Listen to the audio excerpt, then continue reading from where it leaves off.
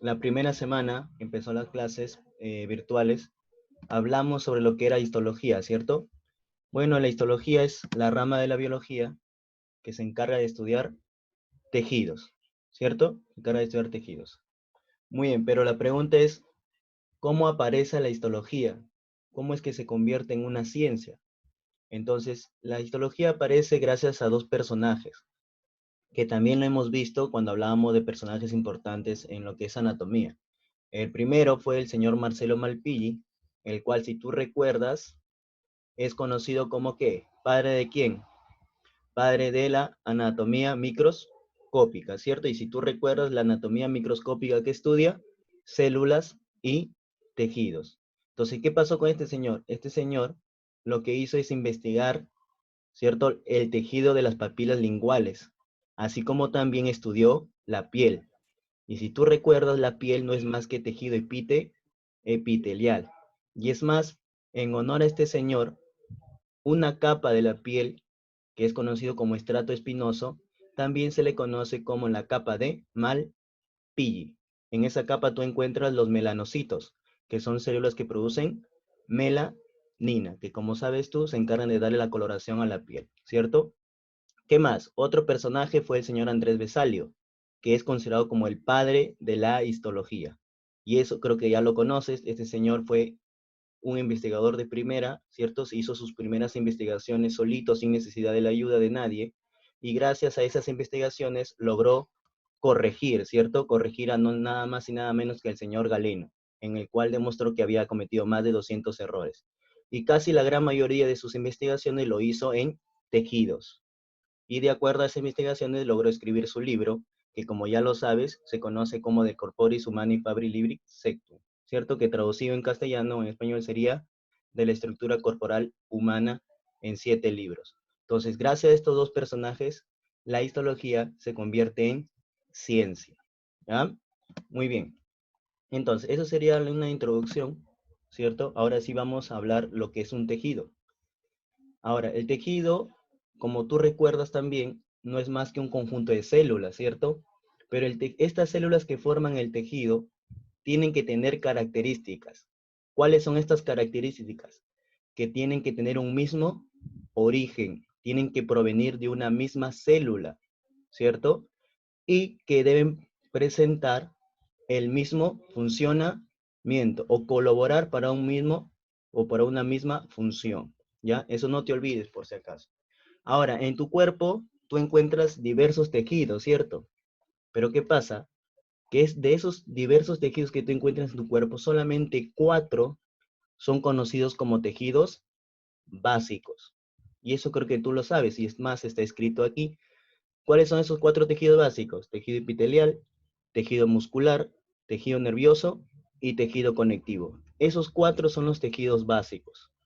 Ahora, profe, y los tejidos que vienen abajito, el tejido óseo, el cartilaginoso, el sanguíneo, el adiposo, el dentario y el linfático, ¿qué cosas son? Son tejidos conectivos, pero tejidos conectivos especializados. Entonces yo siempre te digo, cuando te hablen tejido óseo, ¿qué cosa es en realidad? Es un tipo de tejido conectivo. Lo mismo pasa con el cartílago, lo mismo pasa con la sangre, lo mismo pasa con la grasa, que es tejido adiposo, lo mismo pasa con el diente y el tejido linfático, ¿no? Muy bien, entonces no te olvides, solamente son 4 tejidos básicos. Después todos los demás tejidos vendría a ser un tipo de tejido conectivo, ¿ya? Ahora, ¿qué más? Estos tejidos obviamente tienen que originarse de algún lugar, ¿cierto? Entonces, si tú recuerdas también la primera semana, yo te decía que en nosotros, desde a partir de la tercera hasta la octava semana de gestación, nosotros somos embriones, ¿cierto? Y yo te decía aquella vez, cuando somos embriones, ¿qué se da? Un proceso llamado organogénesis. O sea, se van a formar todos los órganos. Pero tú sabes bien claro que para que se forme un órgano, ¿qué tiene que agruparse? Tejidos, ¿cierto? Entonces, en otra palabra, también podría decirse que en la etapa del embrión se forman los tejidos, que luego van a formar los órganos, ¿cierto? Entonces, los tejidos, los 4 tejidos básicos que te acabo de mencionar anteriormente, se originan de las 3 capas embrionarias, ¿cierto? Y si tú recuerdas cuáles son estas 3 capas embrionarias, ectodermo, mesodermo y endodermo, ¿cierto? Muy bien. Entonces la pregunta es, a ver, profe, el tejido epitelial, ¿De qué capa embrionaria se origina? Pues el tejido epitelial es el único tejido de los 4 que se originan de las 3 capas. Ya como tú puedes observar ahí, el tejido epitelial se origina una parte del ectodermo, hay otra parte del mesodermo y hay otra parte que se originan del endodermo. Es el único tejido que se origina de las 3 capas. Profe, el tejido muscular. Bueno, aquí me he olvidado de colocarlo, pero el tejido muscular también se origina del mesodermo. ¿Cómo te puedes aprenderlo? M de mesodermo, M de muscular. Entonces, el mesodermo origina el tejido muscular, ¿ya? Pero tú sabes bien claro que en tu cuerpo hay más de 500 músculos. Hay más de 500 músculos, ¿cierto? Pero ¿qué pasa? Que hay dos grupos de músculos de los 500 que encuentras en tu cuerpo, o más de los 500 que encuentras en tu cuerpo, solamente hay dos tipos de músculos que no se originan del mesodermo, ¿ya? ¿Cuáles son esos músculos que no se originan del mesodermo? Los músculos de la iris y los músculos de la lengua.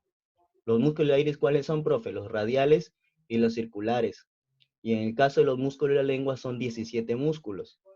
Entonces, en el caso de los músculos de la iris, se originan a partir del ectodermo, a partir del ectodermo. Y los músculos de la lengua, los 17 músculos de la lengua, se originan a partir del endodermo. ¿Ya? Tener mucho cuidado en eso. Profe, ya está. El tejido epitelial, el tejido muscular, ya lo sé. Ahora, el tejido nervioso. El tejido nervioso se originan del ectodermo, ectodermo. Pero tú sabes bien claro que el tejido nervioso tiene una gran cantidad de células, ¿cierto? Las neuronas, los astrocitos, ¿cierto? Las células de Schwann, ¿cierto? Los ependimocitos, los oligodendrocitos y las microglias. De todas estas células, una de ellas no se originan del ectodermo. ¿Cuáles son esas células que no se originan del ectodermo? Son las microglias. Las microglias se originan del mesodermo. M de microglias, M de mesodermo. Igual lo que pasaba con los músculos. Entonces, tener mucho cuidado ahí. Entonces, si te preguntan la neurona, que es una célula del tejido nervioso, ¿dónde se origina? Esa sí se origina del ectodermo. Pero si te preguntan de la microglia, ahí sí no. La microglia se origina a partir del mesodermo. Profe, y el tejido conectivo, pues el tejido conectivo, llamado también tejido conjuntivo, que es el tejido más abundante de todo nuestro cuerpo, ¿cierto? Se origina a partir del mesodermo. ¿Ah? Entonces, si te preguntan a ti, a ver, ¿quién lo responde? Porque es algo simple, fácil. El tejido cartilaginoso, ¿de dónde se origina? ¿Del ectodermo, mesodermo o endodermo? A ver, ¿quién puede responder esa pregunta? Mesodermo, mesodermo, Muy bien, del mesodermo, ¿cierto? ¿Por qué? Porque el sí. tejido cartilaginoso no es más que un tejido conectivo especializado, y todo tejido conectivo se origina del mesodermo. Entonces lo mismo pasa con los huesos, tejido óseo, lo mismo pasa con la sangre, tejido sanguíneo, lo mismo pasa con la grasa que se almacena en nuestro cuerpo, que es tejido adiposo, lo mismo pasa con el diente y lo mismo pasa con la linfa, ¿ya? Se originan del mesodermo. Muy bien, entonces ahí quedó comprendido. Ahora vamos a los componentes. Bueno, los componentes de todo tejido son dos principalmente. ¿Cuáles son? Las células, ¿cierto? Recuerda que todo tejido es un conjunto de células, entonces la célula es un componente. Pero si tú te diriges hacia la parte derecha de la pantallita, hay un dibujito, ¿cierto? Hay un dibujo ahí. Estas células están totalmente separadas. Y entre célula, ¿qué pasa? Entre células, ¿qué pasa que hay? Hay un espacio. Ese espacio, ¿cierto? Está lleno de un líquido. ¿Cómo se llama ese espacio? Bueno, aquí en la figura lo llaman como líquido intersticial, pero también se le puede llamar como sustancia intercelular, o en algunos tejidos se le llama matriz, se le puede llamar matriz. Entonces, por lo tanto, ¿cuáles son los componentes de un tejido? Son dos: células y el líquido que se encuentra entre estas, que se llama sustancia intercelular o líquido intersticial o matriz. ¿Ya? La pregunta es, profe, ¿y ese líquido para qué sirve? ¿Cuál es su función? Ese líquido que se encuentra entre las células, llamada sustancia intercelular, su función es nutrir a estas células, para que estas células puedan originar las diferentes funciones de los tejidos. Entonces, si te preguntan, ¿cuál es la importancia de una célula en un tejido? Pues se va a encargar de originar las funciones, mientras que la sustancia intercelular se encarga de nutrir a esas células. ¿Ya? Muy bien. Entonces, esos serían los componentes, algo simple. Ahora, aquí no le he puesto, pero también es bueno saber que Las células pueden ser de dos tipos, ¿no? Dependiendo si son jóvenes o adultas. Cuando son jóvenes, siempre van a terminar su nombre en blastos. Por ejemplo, osteoblasto es una célula ósea, pero por terminar en blasto sería una célula joven. Y cuando termina en cito, quiere decir que es una célula adulta. Por ejemplo, osteocito. Quiere decir que es una célula ósea, pero adulta. ¿Ya? Tener mucho cuidado ahí. Muy bien. Entonces, continuamos. Muy bien. A ver, ¿qué más? Vamos a hablar ahora sobre lo que es el tejido epitelial. Ya vamos a hablar de cada uno de esos tejidos que hemos visto anteriormente. De los 4 tejidos que te he mencionado. A ver, el tejido epitelial. Vamos de frente al dibujito porque el dibujo te dice todo ahí, todas sus características. A ver, primera característica. El tejido epitelial, como tú puedes observar en esa figurita, sus células que están de color rosadito, ¿cierto? Estas células que ves aquí, estas células están unidas. Si tú recuerdas el dibujo anterior, las células, cuando te hablaba de los componentes, las células estaban separadas, ¿cierto? Pero aquí mira, estas células que ves aquí están unidas. O sea, ¿cuál es la primera característica del tejido epitelial? Que las células se encuentran adheridas una tras otra. O sea, hay adhesión celular. Y cuando estas células están unidas una tras otra, tú te puedes imaginar que forman una cadena larga de células unidas. A esa cadena de células unidas se le conoce como capa continua. ¿Ya?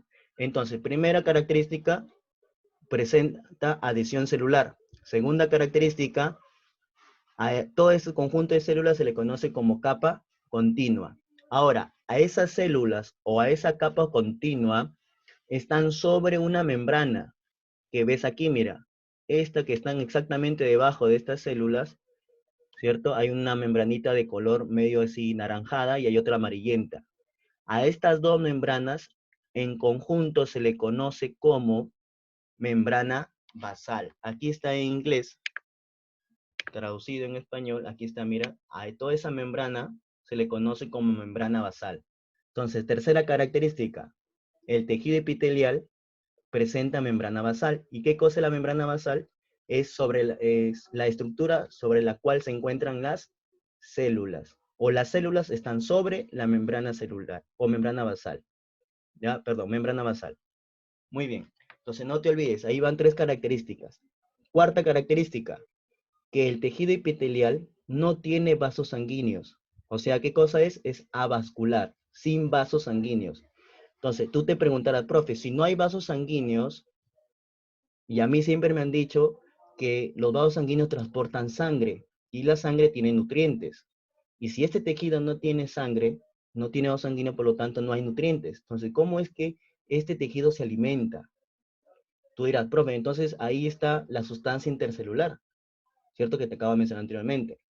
Pues tampoco no es correcto. ¿Por qué? Porque recuerda que la sustancia intercelular se encuentra entre las células, cuando éstas están separadas.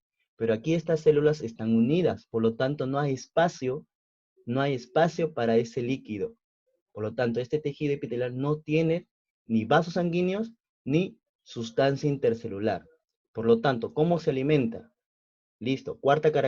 Quinta característica, que debajo de todo tejido epitelial, siempre vas a encontrar el tejido conectivo. Debajo de todo tejido epitelial siempre encuentras el tejido conectivo. Y ese tejido conectivo se caracteriza por ser vascular, o sea, hay vasos sanguíneos. Y si hay vasos sanguíneos, hay nutrientes. Profe, entonces, ¿qué pasa con esos nutrientes? Que esos nutrientes suben, empiezan a subir ¿hacia dónde? Hacia el tejido epitelial. ¿Con qué finalidad? Con la finalidad de nutrir a estas células. Pero el proceso por el cual estos nutrientes suben hacia el tejido epitelial desde el tejido conectivo se conoce como difusión. Por lo tanto, te pueden preguntar, ¿el tejido epitelial se nutre mediante difusión? Entonces ya sabe qué cosa es difusión, es cuando los nutrientes suben, ¿cierto? Desde el tejido conectivo hacia el tejido epitelial. ¿Ya? Esas son las características más importantes. ¿Qué más? También puede haber, por ejemplo, también puede ser, por ejemplo, cuando nosotros nos vamos a la playa en verano, ¿cierto? Nosotros nos quemamos, se nos hacemos morenitos. ¿Qué pasa 2 días después? Pues obviamente tu piel se empieza a regenerar. Señor, tú le dices que, profe, me estoy pelando, ¿cierto? Parece serpiente, te estás pelando, te estás cambiando de piel.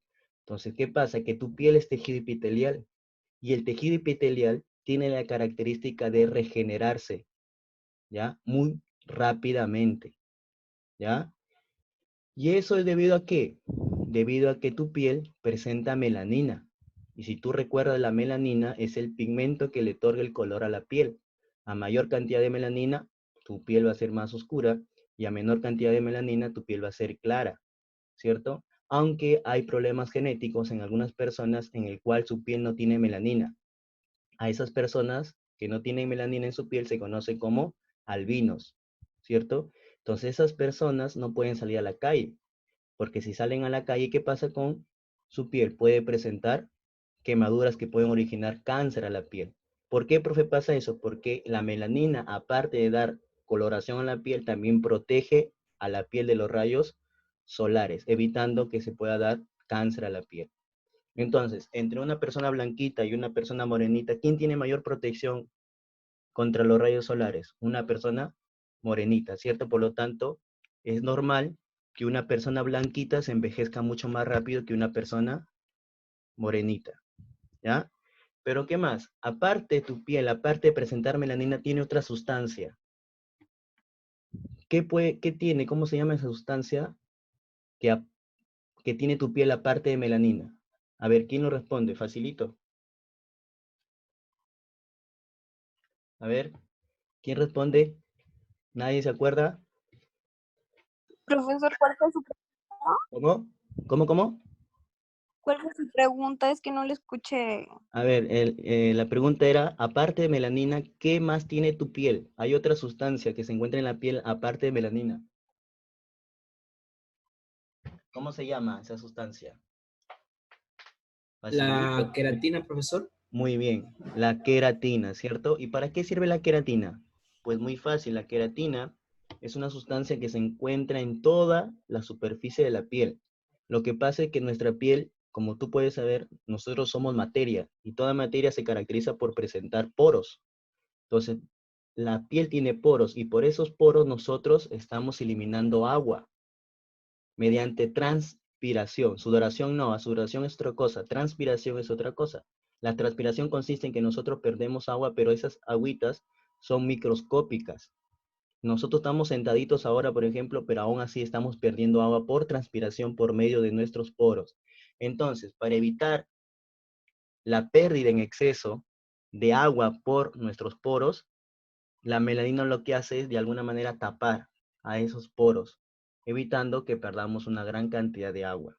Ya, para eso sirve la queratina, pero por si acaso, por lo tanto, el tejido epitelial puede presentar queratina, pero el único, te dejo claro ahorita, el único que presenta queratina, el único tejido epitelial que presenta queratina es la piel.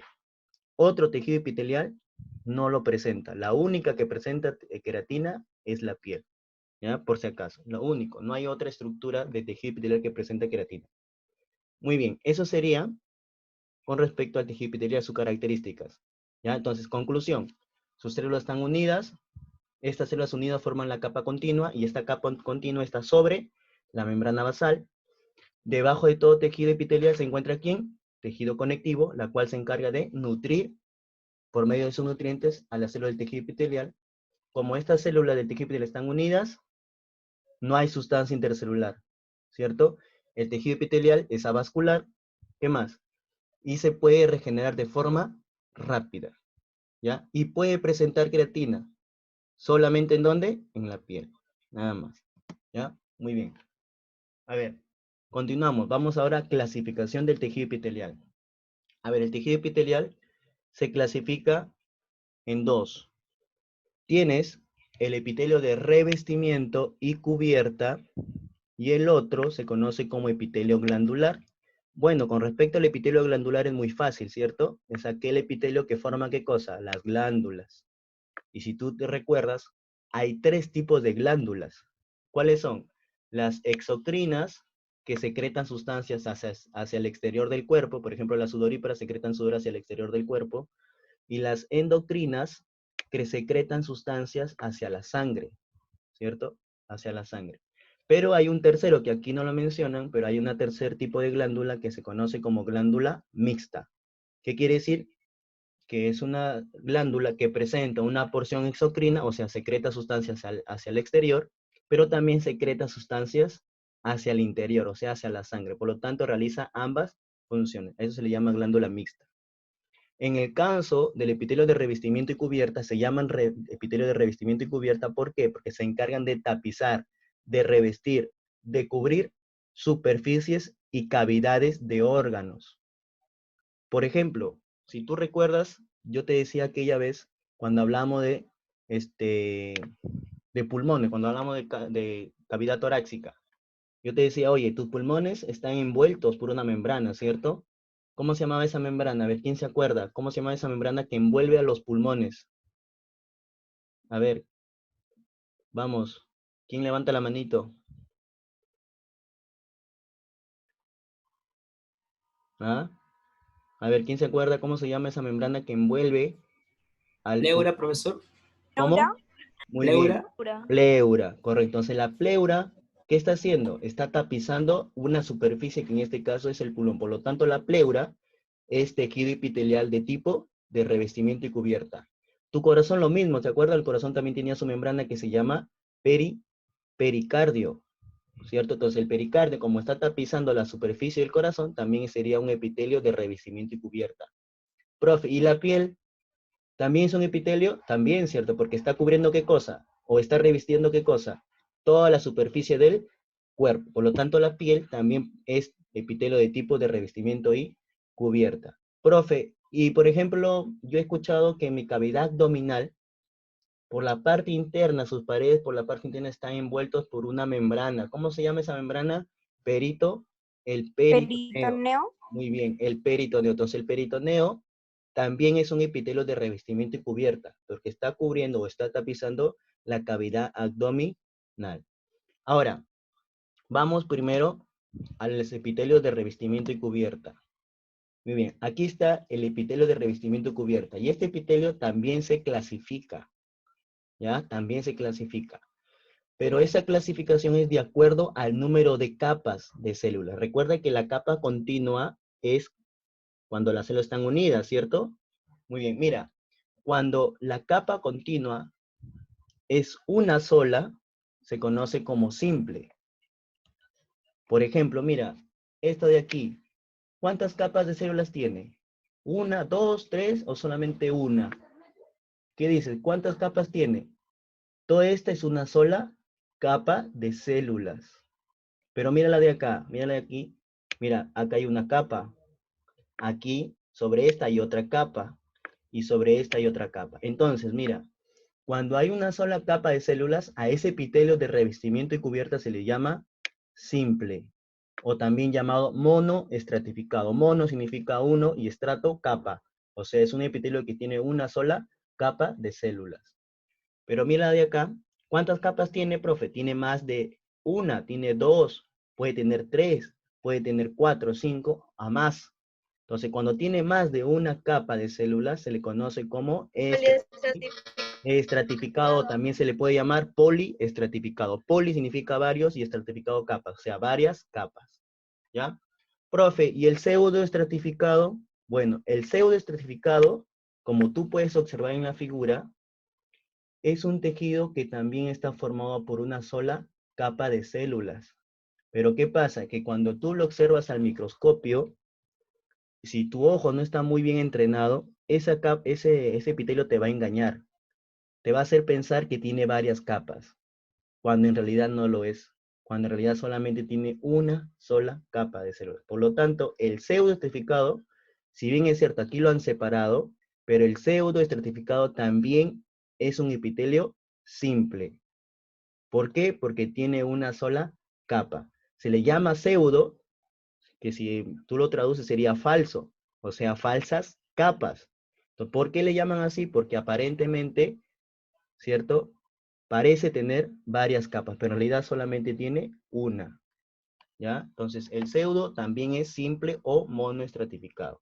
Entonces, ¿qué es lo que pasa? Mira, que estas células pueden tener diversas formas. Pueden ser planas, pueden ser cúbicas o pueden ser cilíndricas. Esto en ambos lados, o sea, tanto en los simples como en los estratificados. Entonces, mira, cuando el simple, o sea, cuando el epitelio monoestratificado, sus células son planas, ¿cómo se le va a llamar a ese epitelio? Epitelio simple plano. Epitelio simple plano. ¿Qué quiere decir todo este término? Quiere decir que es un epitelio que tiene una sola capa, simple es una sola capa, pero estas células, ¿cómo son? De tipo plana, como tú puedes observar en esta figura. Pero mira qué pasa con estas células. ¿Son planas? No.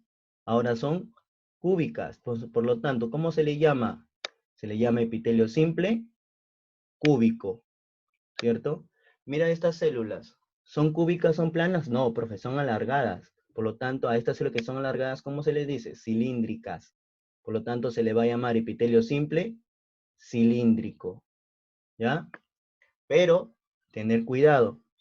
Estas células pueden estar modificadas. Cuando yo me refiero a modificadas, quiere decir que van a presentar estructuras extras. Por ejemplo, algunas de estas células pueden presentar cilios y otras células pueden presentar microvellosidades. Entonces, cuando presentan cilios, se le va a llamar epitelio simple cilíndrico ciliado. Y cuando presentan microvellosidades, se le va a llamar simple cilíndrico con microvellosidades. ¿Ya? En el caso del pseudo, las células siempre van a ser cilíndricas. Siempre le encuentras de forma cilíndrica sus células, pero pueden estar modificadas con cilios o con estereocilios. ¿Ya? Por ejemplo, tú observas esta, mira esta figura en la parte superior, ¿qué encuentras? A un ratito. Mira, mira aquí. Mira, si tú observas, estas células son cilíndricas, ¿cierto? Pero en la parte superior, ¿qué encuentras? Unas cositas, tipo deditos, que se les llama cilios. ¿Ya?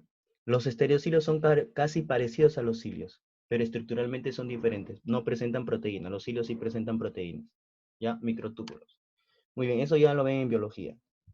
Muy bien, ¿qué más? A ver, en el caso de los estratificados o poliestratificados, lo mismo. Sus células pueden ser planas, cúbicas, cilíndricas. Cuando son planas, ¿cómo se les va a llamar? Epitelio estratificado plano, o también se le puede llamar epitelio poliestratificado plano. ¿Ya?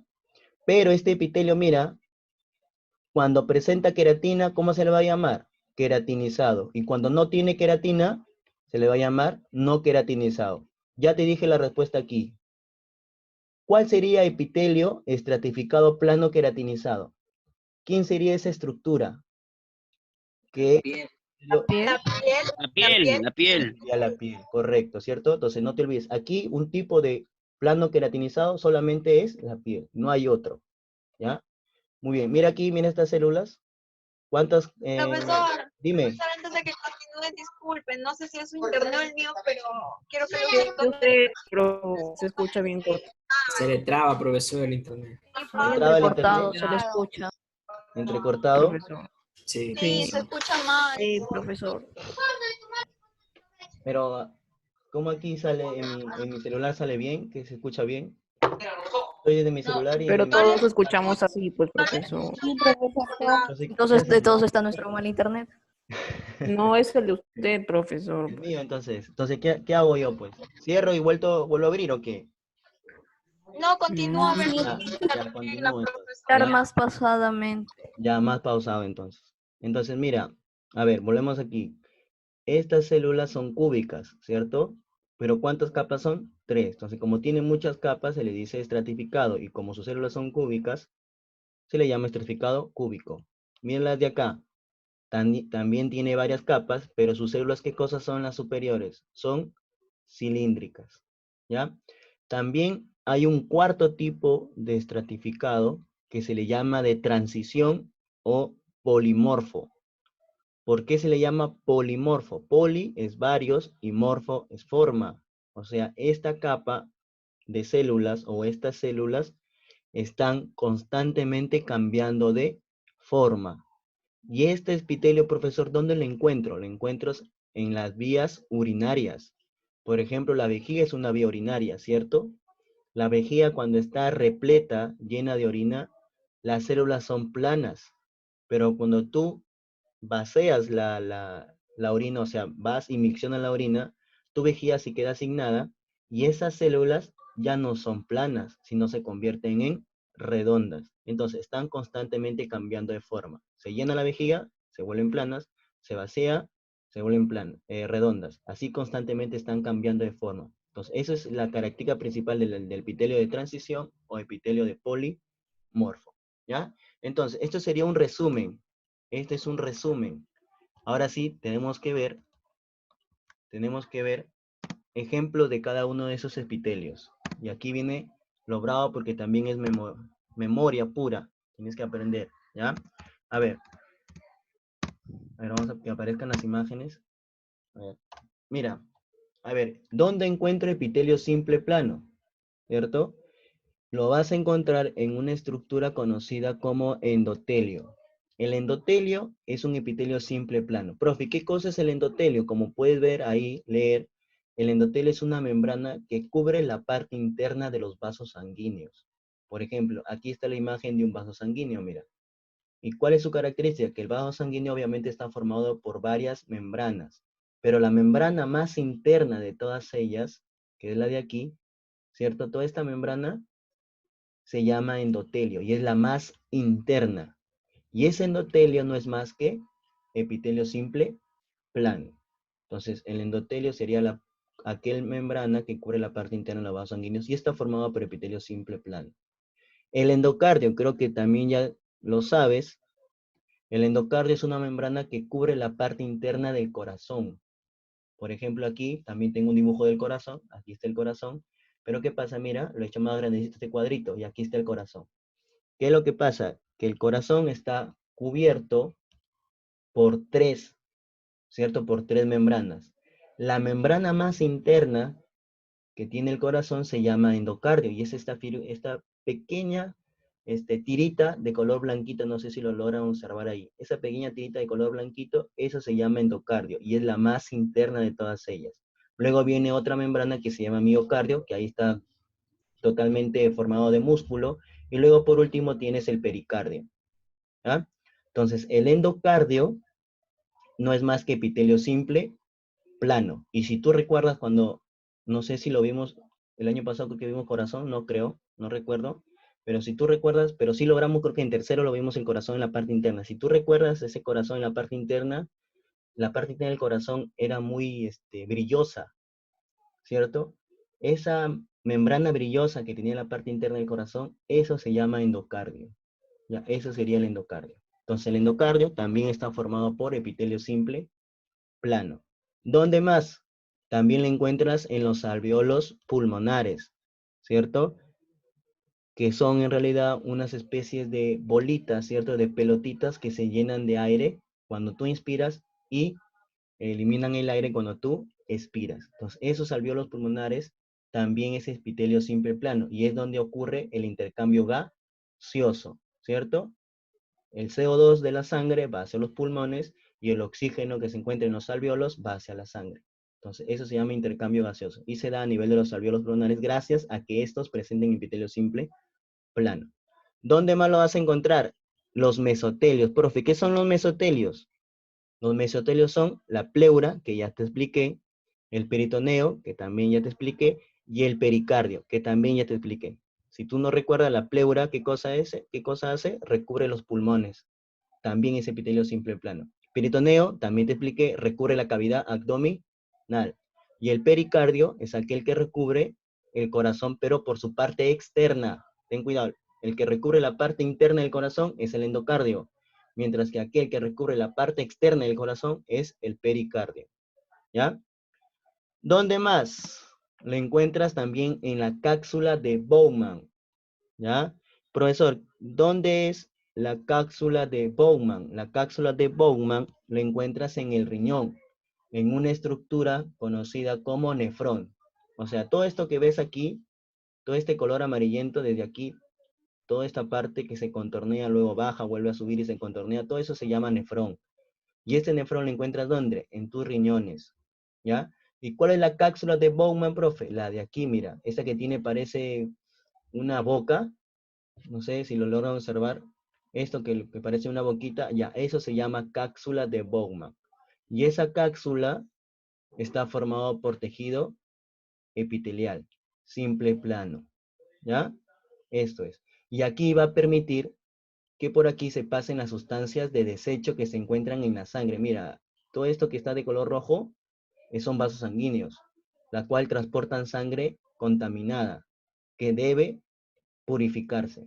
Entonces va hacia el riñón, llega hacia la cápsula de Bowman, y todas las sustancias malas que se encuentran en esta sangre atraviesan la cápsula, ¿cierto? Atraviesan la cápsula e ingresan a su parte interna. Y con estas sustancias de desecho se forma la orina, y luego tú la eliminas. Entonces, pero profesor, ¿y por qué permite el paso de la sustancia de desecho? Porque esta cápsula es epitelio simple plano, ¿ya? Entonces, como conclusión, si tú recuerdas, a ver, el epitelio simple plano lo encuentro en los alveolos donde ocurre el intercambio gaseoso. Mientras que también lo encuentro ¿dónde? En la cápsula de Bowman, donde ocurre el paso de sustancias. Entonces, en otras palabras, también te pueden preguntar, o otra característica del tejido epitelial es que el tejido epitelial permite el intercambio de sustancias, ¿ya? Muy bien. ¿Dónde más lo vas a encontrar? Lo vas a encontrar también en la famosa asa de Henle. ¿Cuál es la asa de Henle, profe? La de aquí, mira. Esto que tiene forma de U que desciende y vuelve a ascender, eso se llama asa de Henle. Pero ¿qué pasa? Como tú observas en la figura, hay una parte del asa de Henle que es recontra delgadita y hay otra parte que es gruesita.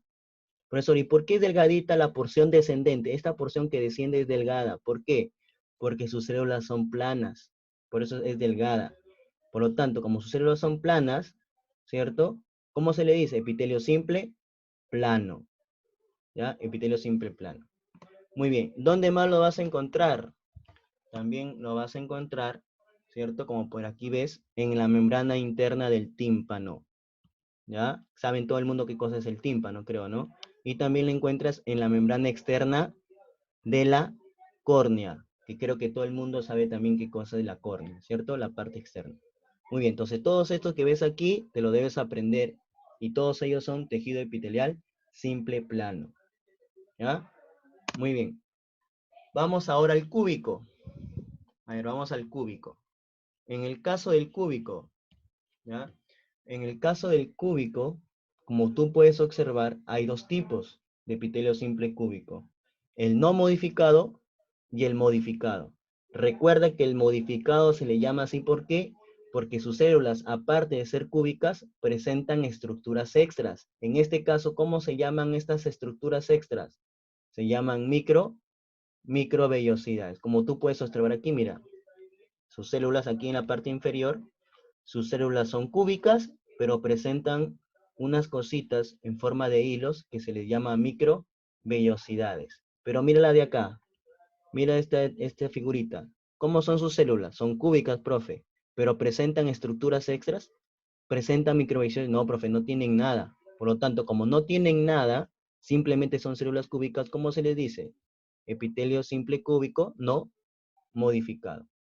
¿Ya? El no modificado, ¿dónde lo voy a encontrar? Principalmente lo vas a encontrar en la superficie del ovario. El ovario está revestido por un epitelio que es epitelio simple cúbico no modificado. ¿Dónde más? En la retina, así como también en el cristalino. En el caso del modificado, que mucho viene en los exámenes, no olvides que solamente puede estar con microvellosidades, nada más, solamente tiene microvellosidades. El epitelio simple cúbico con microvellosidades, ¿dónde las voy a encontrar? Lo vas a encontrar en unas estructuras llamadas folículos tiroideos. Profe, ¿y estos folículos tiroideos dónde lo encuentro? ¿En qué parte de mi cuerpo? Lo encuentras en la tiroides. Y estos folículos tiroideos son aquellos que producen hormonas, ¿ya? Por ejemplo, la T3 y la T4, que son hormonas importantes ¿para qué? Para originar el crecimiento óseo y el crecimiento del cerebro, ¿cierto? Entonces no te olvides de esa parte. ¿Dónde más encuentro este tejido? En los plexos coroideos. Profe, ¿qué cosas son los plexos coroideos? Muy bien, adelantándome al sistema nervioso. Mira, aquí vendría a ser todo el sistema nervioso central, ¿cierto? Cerebro, cerebelo, tronco encefálico, y lo de acá sería, en este caso, médula espinal. ¿Qué es lo que pasa? Que todo todo este sistema nervioso central, como tú puedes observar, está bañado, está rodeado por un líquido, ¿cierto? Ese líquido, ¿sabes cómo se llama? Se llama líquido céfalo-raquídeo. Y tú te preguntarás, profe, ¿y ese líquido de dónde sale? ¿Quién produce ese líquido? Muy bien. Ese líquido lo producen los plexos coroideos. Entonces, los plexos coroideos son aquellos que producen ese líquido cefalorraquídeo. Profe, ¿y esos plexos coroideos dónde están? Se encuentran en unas cavidades cerebrales que se llaman ventrículos. Por ejemplo, el de aquí, este es un ventrículo lateral. Este es otro ventrículo, ¿cierto? Ese se llama el tercer ventrículo. Y por aquí hay un cuarto ventrículo, ¿cierto? Y todos estos ventrículos, ¿qué tienen? Plexos coroideos que aquí están representados con un color marrón. Entonces, ellos producen el líquido cefalorraquídeo. Y si quieres saber tú para qué sirve el líquido cefalorraquídeo, para qué lo baña todo el sistema nervioso central, pues recuerda que el líquido cefalorraquídeo transporta glucosa, transporta oxígeno para tu cerebro, para que pueda seguir funcionando. Aparte de eso, también se encarga de amortiguar golpes. Imagínate tú que no hubiese ese líquido y tú te vas a cabecear un balón. Te da un centro, pero ese balón, esos duros, fuertes que son, y tú vas a cabecear. ¿Y qué pasaría si no hubiese ese líquido? Pues ¿sabe qué pasaría? Tu cerebrito chocaría de forma muy fuerte sobre tu cráneo, originando que tu cerebro pueda sufrir daños. Entonces, para evitar que sufra daños tu cerebro, ahí está el líquido. Este líquido se encuentra entre el cráneo y el cerebro. Por lo tanto, tu cerebro está siendo amortiguado por este líquido, evitando que sufra daños. ¿Ya? Entonces, también tiene función para evitar traumas. ¿Ya? Muy bien. Listo. Eso encontrarías epitelio simple cúbico. También en otra parte también, antes de olvidarnos, también encuentras aquí. Esto sí no debes olvidar. El tercero, túbulo contorneado proximal. El túbulo contorneado proximal, de igual manera, le encuentras también en el nefrón. Volvemos al nefrón. ¿Cuál es el túbulo contorneado proximal, profe? Esto, mira. Todo esto que ves aquí, todo esto que se contornea, todo esto se llama túbulo contorneado proximal. Y este túbulo contorneado proximal, ¿ya? Y este túbulo contorneado proximal es aquel que presenta epitelio simple cúbico con microvellosidades. Otra cosa más, y quiero que no olvides esto. Cuando una estructura presenta microvellosidades, su función, ¿sabes cuál va a ser? Reabsorber o absorber. En este caso, en el túbulo contorneado proximal, lo que se va a reabsorber son sustancias buenas. Por ejemplo, glucosa y aminoácidos. ¿Ya? Entonces ahí se reabsorbe. La glucosa es muy importante para nuestro cuerpo, al igual que los aminoácidos. Son sustancias esenciales, por lo tanto no se deben eliminar por la orina. Y como no se deben eliminar, se tienen que reabsorber. ¿Quién lo reabsorbe? El túbulo contorneado proximal, gracias a las microvellosidades que presentan. Otra cosa más, a estas microvellosidades también se les suele llamar chapa estriada o borde en ribete. Entonces, bien te pueden decir epitelio simple cúbico con microvellosidades, o bien te pueden decir epitelio simple cúbico con chapa estriada o borde en ribete. Es lo mismo, ¿ya? Es lo mismo. ¿Qué más? Muy bien. También la encuentras en el túbulo contorneado distal, y también la encuentras, que sería la de acá, mira, este túbulo contorneado distal. Esto es toda esta parte que se contornea, todo esto es el túbulo contorneado distal, así como también en la porción gruesa de la Langenheim. Ya te expliqué cuál es la porción gruesa de la Langenheim, la de aquí.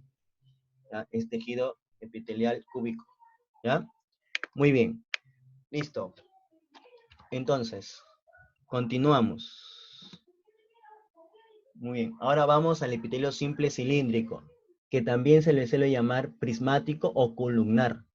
¿Ya? Tener cuidado, epitelio simple cilíndrico, prismático o columnar también se le puede llamar. Y mira, hay no modificado y modificado, ¿cierto? No te olvides, ¿cuándo es no modificado? Cuando no tiene nada, solamente sus células son cilíndricas. Por ejemplo, mira este dibujito. Simplemente las células son cilíndricas. Arriba no tiene absolutamente nada. Por lo tanto, al no tener nada, es no modificado. Pero mira la de aquí. Mira estas células. Mira este segundo dibujito. Este dibujito, sus células son cilíndricas. Pero ¿qué tiene arribita? Tipo pelitos, tipo deditos, ¿cierto? A esos deditos, ¿cómo se les llama, profe? Se les llama microvellosidades. Entonces, como tiene microvellosidades, por lo tanto se le dice modificado con microvellosidades. Profe, ahí también a esas microvellosidades se le suele llamar chapa estriada o borde en ribete, igual que el anterior, también se le suele llamar. ¿Ya? También se le dice chapa estriada o borde en ribete. Entonces, en este caso sería epitelio simple cilíndrico con chapa estriada, con borde en ribete o microvellosidades. Y si tú observas esta figurita, ¿cierto? Mira, también las células son cilíndricas. También son cilíndricas. Pero ¿qué tienen arribita? Cilios. Por lo tanto, también están modificados. En este caso, modificados con cilios. ¿Ya? Muy bien. Entonces, profe, ya, el no modificado simplemente son células cilíndricas y nada más. ¿Dónde lo voy a encontrar? En el útero. ¿Ya? Lo encuentras en el útero. ¿Dónde más, profe? En la endocervis. ¿Sabe cuál es la endocervis? Aquí está, mira, aquí te he hecho un dibujito. Bueno, aquí está el dibujito. Esto es el endocervis, ¿cierto? Es la parte, ¿ya? Del cuello cervical uterino, ¿cierto? Que está más cerca, perdón, al útero. ¿Ya? La estructura del cuello uterino que esté más cerca al útero se le llama endocervis. Y a la estructura, mira, mira, y a la estructura del cuello uterino que está más cerca a la vagina, ¿cómo se llama? Exocervis. ¿Ya? Entonces, endocervis es la parte del cuello uterino que está más cerca al útero y el exocervis está más cerca a la vagina. En el caso del endocervis, como está más cerca al útero, obviamente tiene que tener el mismo epitelio. En este caso, como el útero, su epitelio es simple cilíndrico, no modificado, entonces el endocervis también tiene que tener ese tipo de epitelio, por estar más cerca al útero. ¿Dónde más lo vas a encontrar? En el estómago. ¿Dónde más? En el intestino grueso. Y por último, en el ano. Todos ellos presentan epitelio no modificado, cilíndrico no modificado. Profe, y en el caso del modificado con microvellosidades o con chapa estriada o borde en ribete, ¿dónde lo encuentro? Obviamente en el intestino delgado. Y si tú recuerdas, yo te dije bien claro, cuando el órgano presenta microvellosidades, ¿para qué va a servir? Para absorber. ¿Y cuál es la función del intestino delgado? Profesor, absorber nutrientes, ¿cierto? De los alimentos que nosotros consumimos. Pero no solamente encuentras, esta microvellosidad no la encuentras solamente en el intestino delgado, sino también la encuentras ¿dónde? En la vesícula biliar. Entonces, estas dos estructuras presentan microvellosidades y son de tipo simple cilíndrico. ¿Ya? Muy bien. ¿Dónde más? A ver, el otro, en el caso de los cilios, ¿ya? ¿Dónde lo encuentro, profe? En la trompa de falopio. Y tú te preguntarás, profe, ¿para qué sirven esos cilios en la trompa de falopio? ¿Para qué? Muy fácil, mira. Cuando el ovario sale, ¿cierto? Perdón, el óvulo sale del ovario, ¿cierto? El óvulo sale del ovario en busca de su mejor amigo llamado espermatozoide, ¿cierto? Muy bien. Este óvulo tiene que recorrer todo lo que es la trompa de falopio hasta llegar aproximadamente por aquí. Hasta aquí tiene que llegar para encontrarse hasta el espermatozoide. Pero imagínate tú, el óvulo no tiene patitas, no tiene flagelo. Entonces, ¿cómo hace el óvulo para desplazarse e ir en busca de su mejor amigo? Muy fácil. Como él no puede hacerlo, alguien lo tiene que transportar. ¿Quién lo transporta? Los cilios de la trompa de falopio. Los cilios están en constante movimiento. Y ese movimiento de los cilios permite que el óvulo se pueda desplazar. Una vez, ¿cierto? Una vez que se encuentra con el espermatozoide, que sería por aquí, aproximadamente sería por aquí, una vez que se encuentra el óvulo y el espermatozoide, ¿cierto? Estos dos se fusionan, sus núcleos, ¿cierto? Y al fusionarse estos núcleos, ¿qué se forma? El cigoto. Y el cigoto, si tú recuerdas, ¿a dónde tiene que ir? Tiene que ir a implantarse al útero, hasta esta zona. Entonces imagínate, ¿cómo hace el cigoto para ir desde aquí hasta el útero? Profe, ¿que tiene patitas, tiene flagelo? No, no se puede movilizar por sí mismo, entonces alguien lo tiene que transportar. ¿Quién lo transporta? De igual forma, los cilios de la trompa de falopio. Entonces, los cilios de la trompa de falopio, su función es transportar el óvulo y el cigoto. ¿Ya? Muy bien. Listo, eso sería el epitelio simple cilíndrico. ¿Ya? Muy bien. Vamos al epitelio pseudo estratificado.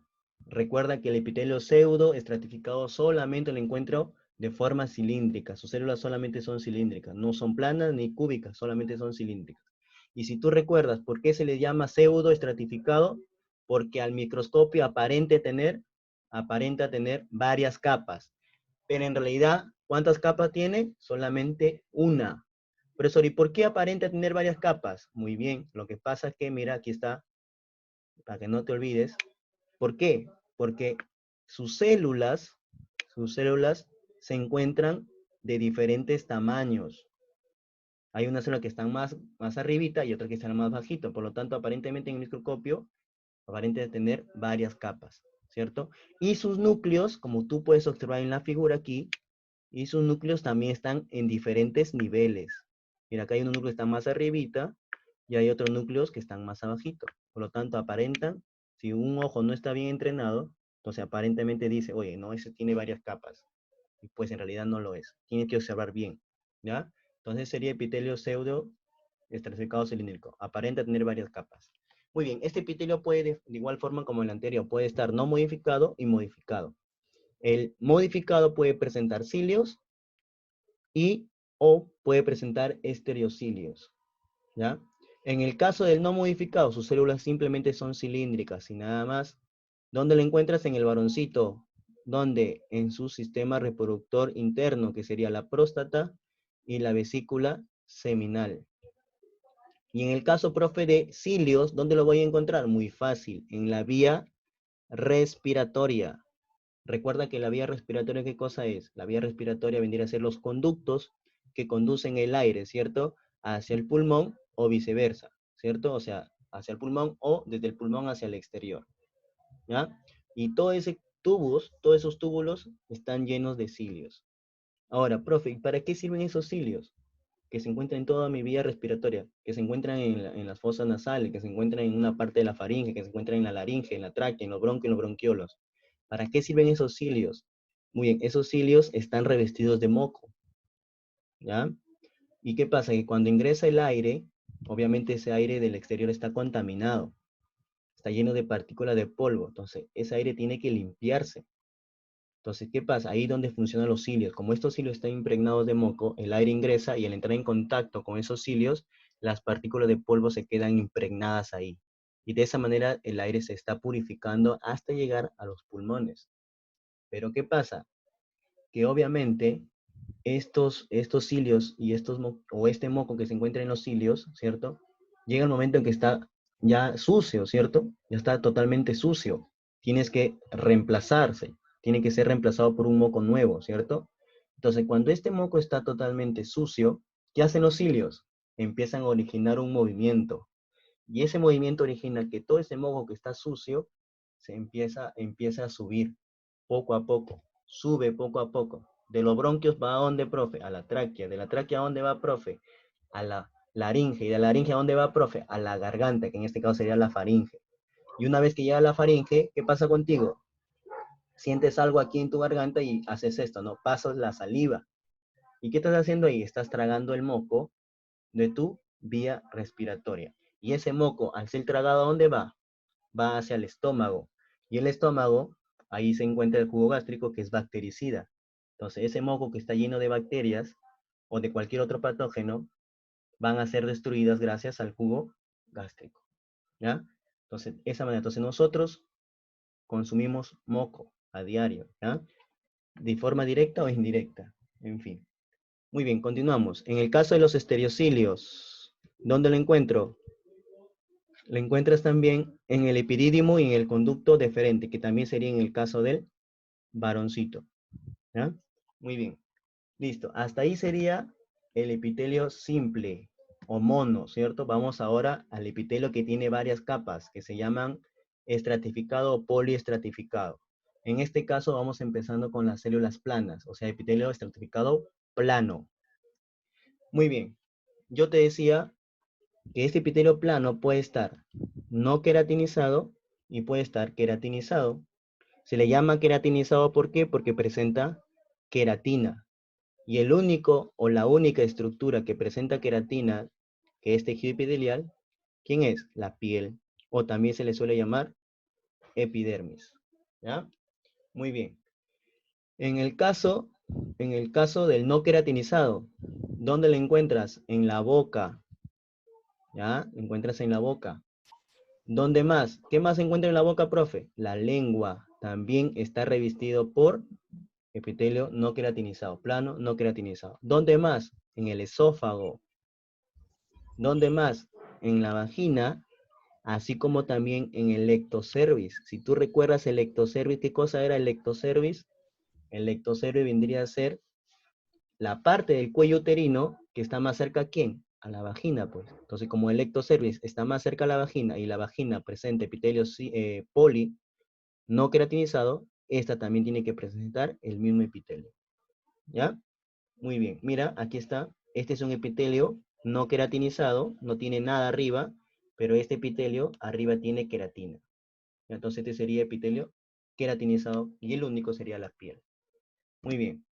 Vamos ahora al cúbico. Células cúbicas.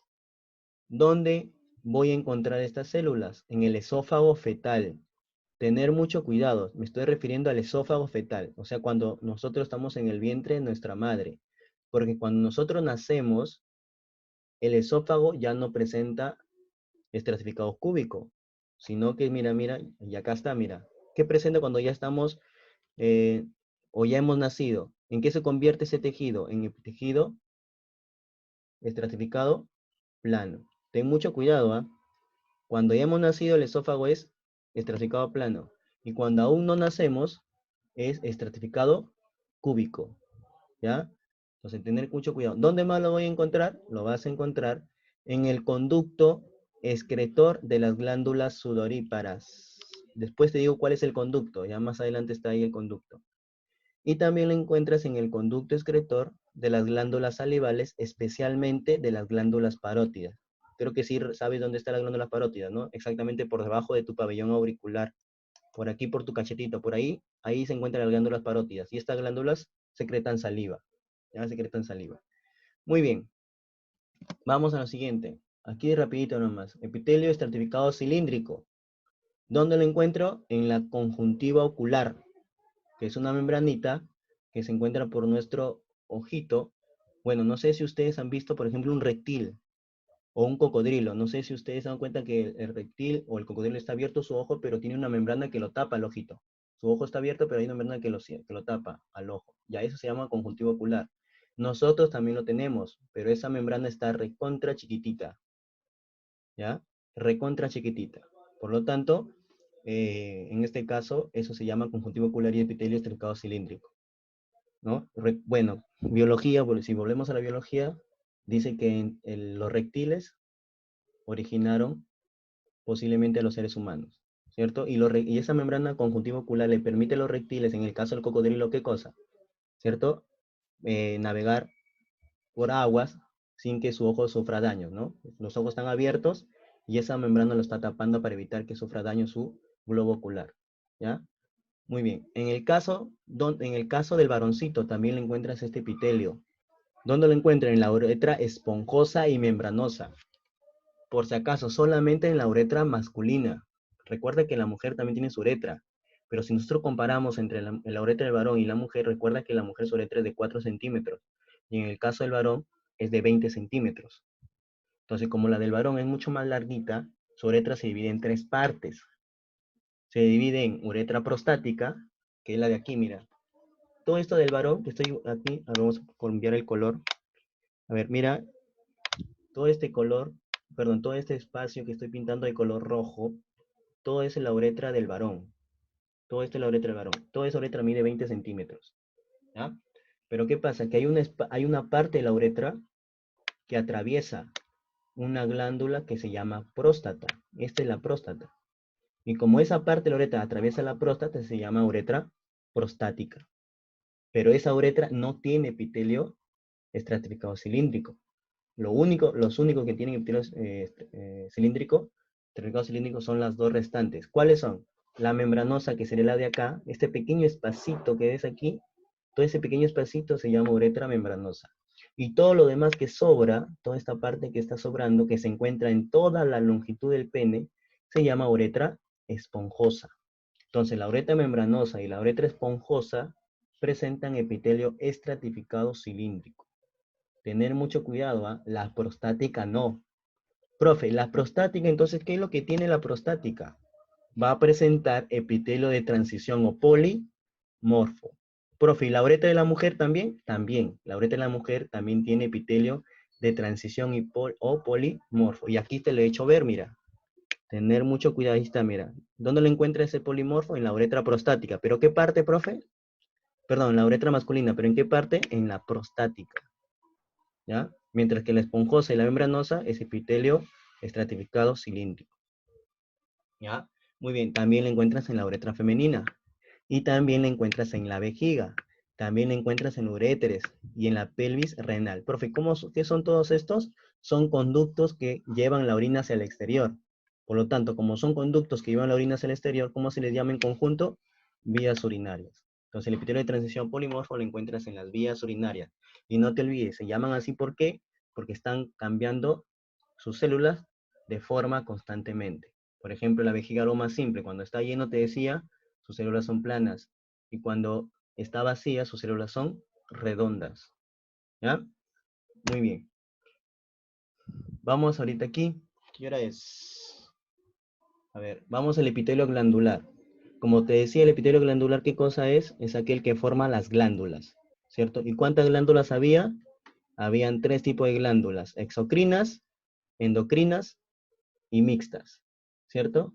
Listo, aquí están los dibujitos. Exocrina, que secreta sustancias hacia el exterior del cuerpo. Y las endocrinas secretan sustancias hacia la sangre. En este caso, mira, estos son vasos sanguíneos. Están llevando la sustancia hacia los vasos sanguíneos, hacia la sangre. Y las mixtas van a presentar ambas estructuras. Tienen función exocrina, pero también función endocrina. A ver, vamos ahorita primero a las exocrinas, que son las más importantes. A ver, bueno, aquí está su definición, ¿no? ¿Qué cosa es una glándula exocrina? Son aquellas glándulas que secretan sustancias hacia el exterior. Pero tener cuidado. Eso siempre lo encuentras en los libros, hacia el exterior, ¿cierto? Pero el término exterior en este caso, ¿sabe qué significa? Significa bien a la superficie del cuerpo o bien hacia el tubo digestivo, ¿ya? Por si acaso. Por ejemplo, las glándulas salivales secretan saliva ¿hacia dónde? Hacia la boca. ¿Y la boca qué cosa es? Es una parte del tubo digestivo. Por ejemplo, también tienes, por ejemplo, las glándulas parietales del estómago que secretan jugo gástrico, ¿cierto? Entonces, también es estómago, es tubo digestivo. Entonces, por lo tanto, esas glándulas parietales y esas glándulas salivales también serían glándulas exocrinas. Tengan mucho cuidado ahí, ¿ya? Las sudoríparas, obviamente, secretan hacia la superficie del cuerpo, por lo tanto, también serían exocrinas. ¿Ya? Eso sería glándulas exocrinas. Su estructura, mira, aquí está su estructura. Su estructura de toda glándula exocrina va a estar formada por 2 cosas. Por una parte llamada adenómero, que es la de aquí. Todo esto se llama adenómero, ¿ya? Y la otra parte superior se llama conducto excretor. A ver, profesor, ¿para qué sirve el adenómero? El adenómero es la partecita de la glándula exocrina que produce la sustancia. Por ejemplo, si es una glándula sudorípara, ¿el sudor dónde se va a producir? En el adenómero. Pero ese sudor que se produce en el adenómero de la glándula sudorípara tiene que salir hacia el exterior. Muy bien. ¿Quién lo lleva hacia el exterior? El que lo conduce hacia el exterior al sudor sería el conducto excretor de las glándulas sudoríparas. Si esto fuese glándula salival, ¿quién produce la saliva? También sería el adenómero. ¿Y quién lo conduce hacia la boca? A dicha saliva que se produce en el adenómero, el conducto excretor de la glándula salival. ¿Ya? Facilito. Muy bien. Ahora, estas glándulas exocrinas se clasifican. Y la primera clasificación es de acuerdo al número de células, que es recontra facilito. Cuando las células, cuando una glándula exocrina está formada por una sola célula, se le va a llamar unicelulares. Profe, ¿que hay glándulas exocrinas de una sola célula? Sí. Ejemplo, profe, las células caliciformes. Las células caliciformes le encuentras en toda la vía respiratoria. ¿Te acuerdas que te decía yo la vía respiratoria que presenta? Cilios, pero que también presentaba moco. ¿Quién produce ese moco? Las células caliciformes. Entonces, las células caliciformes le encuentras en toda la vía respiratoria y son aquellas que producen moco. Y están formados obviamente por una sola célula. Es una célula, ¿cierto? Cuando en la glándula presenta varias células, se le va a llamar multicelulares. Y obviamente, la gran parte o la gran mayoría de las glándulas exocrinas son multicelulares. ¿Ya? Siguiente clasificación. Pero en este caso de los multicelulares nada más. Unicelulares no se clasifican, ¿no? Porque están por una célula. Pero en el caso de las multicelulares se siguen clasificando. Y hay varias clasificaciones. Primera clasificación es de acuerdo a si se ramifican o no se ramifican. ¿Ya? A ver. A esto se refieren generalmente a su conducto excretor. Mira, aquí están unos dibujitos en su parte derecha. Y lo que están de color amarillo, a eso se le llama conducto excretor. Y el que está de color rojo sería obviamente su adenómero. Cuando el conducto excretor es único, o sea, no se ramifica, a eso se le llama simple. Por ejemplo, el de aquí, su conducto excretor se está ramificando, no. Por lo tanto, ¿qué sería? Simple. Y aquí está, ¿ves? Simple. La de aquí también sería una simple. Y la de aquí también sería una simple. ¿Cierto? Aunque hay una partecita que se está ramificando, ¿no? Entonces podría ser simple o también podría ser compuesta. La de aquí, simple, simple. La de aquí también simple. Pero mira la de acá. Mira estas tres últimas. Mira su conducto excretor. Por aquí se ramifica. Por aquí se está ramificando. Por aquí hay otra ramificación y por aquí hay otra ramificación. Entonces, cuando el conducto excretor se está ramificando, se les llama compuestas. Entonces, simple, ¿cuándo es simple? Cuando el conducto excretor es único. Y compuesta cuando el conducto excretor se ramifica. ¿Ya? Muy bien. Ahora, de acuerdo a su adenómero, o sea, de acuerdo al color rojito, cuando este adenómero tiene forma tubular, o sea, de un tubo, ¿cierto? Se le llama tubular, facilito. Por ejemplo, de aquí, mira, ¿tiene forma de un tubo? Sí, profe. Por lo tanto, sería tubular. Entonces, su conducto no se ramifica y su adenómero tiene forma de un tubo. Por lo tanto, se le llama simple tubular. ¿Cierto? Simple tubular. Mira la de acá. Mira la de aquí. Profe, ¿qué cosa es esto? ¿Su conducto es tubular? Perdón, ¿su adenómero es tubular? Sí. Pero ¿qué pasa? Que está enrollado. Entonces, es tubular, enrollada. ¿Ya? La de aquí, su adenómero también es tubular. Por lo tanto, también se le llama simple tubular. ¿Ya? Pero mira la de aquí. ¿Tienen forma de un tubo? No tienen forma de un tubo. ¿Sino qué forma tienen? Bueno, esta forma se les llama alveolar o también llamada acinar. Se les llama alveolar o acinar. ¿Ya?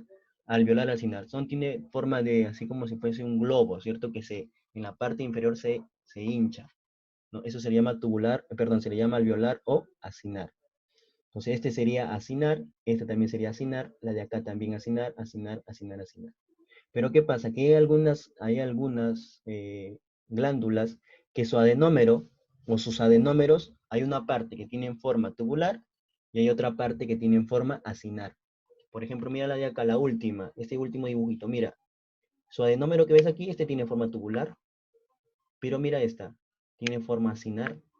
Entonces, cuando la glándula, sus adenómeros presentan ambas estructuras, o sea, ambas tienen forma alveolar y acinar, ¿cómo se le va a llamar? Túbulo alveolar o también llamado túbulo acinar. Esto te indica que tiene ambas porciones, tienen forma alveolar y hay otras que tienen forma tubular. ¿Ya? Muy bien. Ahora, al tercero no lo toman en cuenta, vamos al cuarto. ¿Ya? Al tercero no lo toman en cuenta. Al cuarto. En este caso de la cuarta, te tengo que explicar con otro dibujito. Pero ¿qué pasa? Que eso te explica el siguiente diapositiva. Pero lo que yo quiero ahora es que tú te aprendas ejemplo de glándulas y qué tipo de glándula es. Y eso son preguntas de exámenes. En caso de la glándula del Libiercum, que la encuentras en el intestino delgado, ¿qué cosa es? Aquí está, mira. Si gustas, analízalo. A ver, de acuerdo a su conducto excretor. Profe, no se está ramificando. Y si no se ramifica, sería simple. ¿Y su adenómero cómo es? Tubular. Por lo tanto, si tú unes las dos, ¿qué serían? Simple, tubular. Entonces, las glándulas de Levierco son glándulas simples tubulares. Mira las glándulas sudoríparas. Analízalo. Su conducto no se ramifica, por lo tanto es simple. Y su adenómero es tubular, pero ese tubular está enrollado. Por lo tanto, ¿cómo sería? Simple, tubular, enrollada. ¿Ya? Aquí, la glándula del píloro. Así como también, aquí te he puesto mal, mira. Así como también las glándulas del útero y las glándulas endometriales. Estas glándulas, tanto del útero como de las endometriales y del píloro, son de tipo simple, tubular. ¿Ya? Mira la de acá. Esta la encuentras, son glándulas que la encuentras, por ejemplo, en la uretra del pene. Mira, analízalo. ¿Cómo es su conducto excretor? Es único, por lo tanto es simple. Pero su adenómero, ¿qué forma tiene? Profe, tiene forma alveolar o acinosa. Por lo tanto, ¿cómo se llamaría? Simple, acinosa. Mira la de aquí. Su conducto sigue siendo único. Pero ¿qué forma tiene? En este caso, su adenómero también es acinosa. Por lo tanto, simple, acinosa. Ejemplo, las glándulas sebáceas que le encuentras en la piel. ¿Ya? Las glándulas sebáceas que le encuentras en la piel que secretan obviamente sebo, o sea, el lípido. Ahora, mira la de acá, las glándulas renales, ¿cierto? Glándulas renales. Mira la de aquí. ¿Cómo es su conducto? Profe, se está ramificando. Por lo tanto, cuando se ramifica, ¿cómo se le dice? Compuesta. Profe, ¿y cómo son sus, en este caso, sus adenómeros? Tienen forma tubular, profe. Por lo tanto, las glándulas renales son compuestas tubulares. Mira la de aquí. Profe, su conducto se está ramificando. Muy bien, entonces sería compuesta. Pero en el caso de sus, adenómeros, profe, hay una parte que son tubulares y otra parte que son acinosas. Por lo tanto, ¿cómo se le va a llamar? Compuesta, túbulo, acinosa. Entonces, ejemplo de estas, glándulas de Brunner, glándulas salivales y especialmente las glándulas mamarias. ¿Ya? Y la parte última, mira, las glándulas del páncreas, ¿cierto? ¿Qué pasa aquí? Que son glándulas que tienen, aquí me he confundido, aquí debe decir, como su conducto se está ramificando es compuesta, ¿cierto? Pero presentan una parte tubular y hay una parte acinosa, por lo tanto tendría que ser compuesta, túbulo-acinosa, igual que las glándulas mamarias. ¿Ya? Muy bien, ahora sí, vamos según lo que faltaba explicar, la parte última. Esa parte última es de acuerdo a cómo secretan la sustancia, cómo es que llevan hacia el exterior o cómo se va hacia el exterior. Muy bien, yo quiero empezar a partir de las últimas, de las holocrinas, las de aquí. No sé si la imagen ayuda, pero mira, ¿qué pasa? Que estas glándulas holocrinas van a producir la sustancia, ¿cierto? La sustancia que quieren secretar.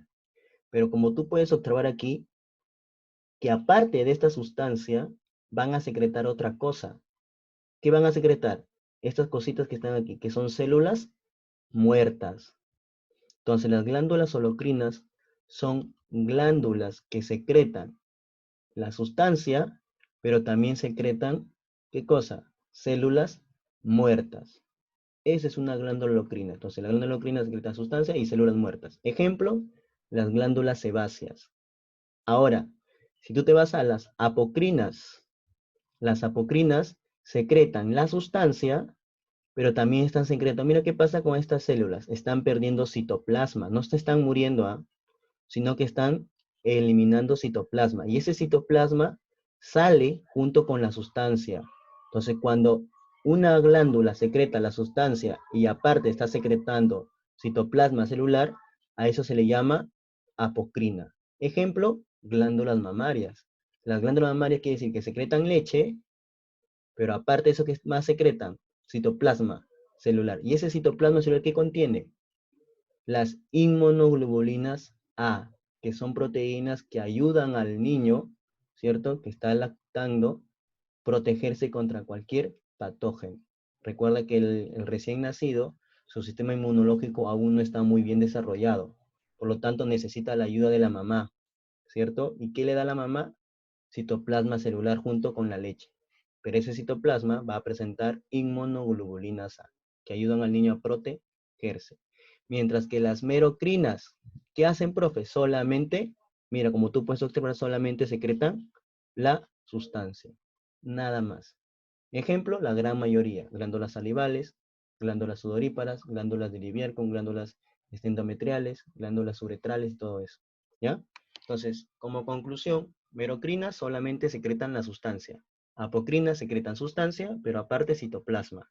Y las holocrinas secretan sustancia, pero aparte células muertas. Por lo tanto, a ver, me responden ustedes ahora.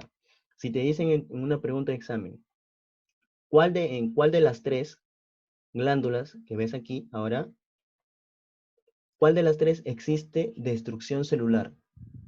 ¿Dónde marca? ¿Merocrinas, apocrinas o holocrinas? ¿Cuál sería la respuesta? A ver, Holocrinas. Apocrina, apocrina. Apocrina. ¿dónde hay destrucción celular? ¿Apocrina? Apocrina. Apocrina, No, profesor. no. No. La apocrina no, porque las apocrinas, las células se mantienen vivas. Si bien es cierto, pierden citoplasma, pero las células se mantienen vivas. Entonces no hay destrucción celular. Holocrinas. Las Holocrinas. holocrinas, porque las Holocrinas. holocrinas, correcto, están secretando sustancia, pero están eliminando células muertas. Quiere decir que las células se han destruido, y si se han destruido, hay destrucción celular. Entonces, donde hay destrucción celular serían las holocrinas. Y si en caso te dicen dónde hay destrucción parcial de células, ahí sí serían apocrinas, ¿ya? Por si acaso. Muy bien. Listo. Entonces, ¿a qué hora termina la clase? 4:10, ¿no? Sí, Faltan profesor. Sí, profesor. 20 minutos. Nos vamos a quedar ahí, o mejor vamos de una vez a terminar las glándulas endocrinas. ¿Ya? Vamos a terminar esta parte ya, porque es poquito. A ver, esta última diapositiva, ¿ya? A ver, las glándulas endocrinas son glándulas que secretan sustancias, pero estas sustancias tienen un nombre. Se llaman hormonas, ¿ya? Se llaman hormonas. ¿Hacia dónde lo conducen o hacia dónde lo secretan? No te olvides, hacia la sangre, ¿ya? Ahora, su estructura, como tú puedes observar, esta glándula endocrina solamente tiene adenómero, no tiene conducto excretor. Profesor, ¿por qué no tiene conducto excretor? Porque no lo necesita, porque esta glándula no secreta sustancia hacia el exterior, ¿ya? Sino que ¿a dónde secreta? Hacia la sangre. Y es más, alrededor de estas glándulas endocrinas, ¿quién está? Los vasos sanguíneos. Entonces, estas glándulas producen la hormona y esta hormona por difusión ingresa hacia los vasos sanguíneos mezclándose con la sangre. Entonces, la primera diferencia muy importante entre una glándula endocrina y exocrina es que la glándula exocrina tiene adenómero y conducto excretor, mientras que la endocrina solamente tiene adenómero, no tiene conducto excretor, ¿ya? Segunda diferencia, que la glándula exocrina secreta sustancias hacia el tubo digestivo o hacia el exterior del cuerpo, mientras que la glándula endocrina secreta sustancias hacia la sangre, ¿ya? Muy bien, listo. Vamos ahora a las glándulas mixtas. Pues las glándulas mixtas son aquellas que realizan ambas funciones, o sea, presentan una porción exocrina, secretan sustancias hacia el exterior, pero también presentan una porción endocrina, o sea, secretan hormonas hacia la sangre. ¿Cuáles son las glándulas mixtas? Son las que ves aquí en figura. Encuentras el páncreas. El páncreas tiene una porción endocrina que produce hormonas. En este caso, ¿cuáles son las hormonas que produce el páncreas? En este caso tienes la somatostatina, tienes el glucagón, la insulina, ¿cierto? Y el factor péptido. Son 4 hormonas. Pero también, ¿qué produce? Jugo pancreático. ¿Pero ese jugo pancreático a dónde va? ¿Hacia la sangre? No, se va hacia el intestino delgado. ¿Para qué? Porque el jugo pancreático también tiene enzimas que sirven para degradar los alimentos. Entonces, como está yendo al tubo digestivo, hacia el intestino delgado, por lo tanto, sería porción exocrina. Entonces, tiene una porción exocrina y una porción endocrina. Por lo tanto, mixta. Los testículos también es una glándula mixta. ¿Qué hormona produce los testículos, profe? La testosterona. Profe, ¿y la porción exocrina qué produce? Espermatozoides. El ovario produce hormonas también, estrógenos, ¿cierto? Y progestrógenos, ¿cierto? Y también produce óvulos. Y los óvulos es la porción exocrina. El hígado también produce hormonas, ¿cierto? ¿Cuáles son las hormonas que produce el hígado? La somatotropina, por ejemplo. La eritropoyetina, por ejemplo. La trombopoyetina, por ejemplo. El calcitriol, por ejemplo. ¿Ya? Todos ellos son producidos por el hígado. Por lo tanto, el hígado también tiene una porción endocrina. Y su porción exocrina, ¿qué es lo que hace? La porción exocrina del hígado lo que hace es secretar sustancias hacia el tubo digestivo. En este caso, la bilis. Por ejemplo, la bilis producida por el hígado. ¿Y a dónde va la bilis? Hacia el tubo digestivo, que sirve para degradar grasa, ¿cierto? Entonces, mira, tienen ambas funciones, porción exocrina y una porción endocrina. Muy bien, ahí no vamos